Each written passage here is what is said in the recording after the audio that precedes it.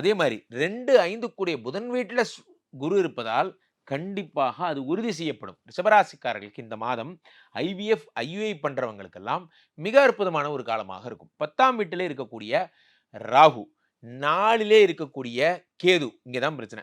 இந்த 4ஆம் வீட்டு கேது இருக்காரு பார்த்தீங்களா, மாத்ருகாரகன்னு பேரு. 4ஆம் இடம் என்பது என்ன? மாத்ருஸ்தானம், அம்மாவுடைய ஸ்தானம். இந்த மாத்ருகாரகன்னா சந்திரன்னு பேரு, 4ஆம் இடம்.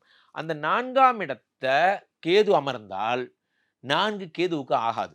ஏன்னா கேது சந்திரனோட ஜென்ம எதிரி, ராகு சூரியனோட ஜென்ம எதிரி. சூரியனை விழுங்கக்கூடிய ஆற்றல் படைத்தவர் ராகு, சந்திரனை விழுங்கக்கூடிய ஆற்றல் படைத்தவர் கேது. இத நல்லா புரிஞ்சுக்கணும். ஸோ அப்போ அந்த 4ஆம் இடத்துல கேது அமரும்போது, அம்மாவுடைய உடல்நிலையில ரொம்ப ஜாக்கிரதையா இருக்கணும். Point number 1. 2வது விஷயம், உயர் கல்வி, உயர் பதவி, அதே மாரி வந்து நன்னடத்தை. இதுல வந்து கேது தரும் கெடு பலன்கள். நன்னடத்தை நீங்க ஏதோ ஒண்ணு, இந்த மெசேஜ் வச்சே சொல்றேன். ஏன்னா, இந்த குரு வந்து 2ஆம் வீட்டுக்கு போம்போது, அந்த புதனுடைய வீட்டுக்கு போம்போது, நன்னடத்தைங்கிற இடத்துக்கு போறாரு. அந்த நன்னடத்தை வந்து கெடுவதற்கான வழிகள். தேவையில்லாத அவப்பெயர்கள். ஏன்னா, உங்களுக்கு வந்து 10ல இருக்காரு ராகு.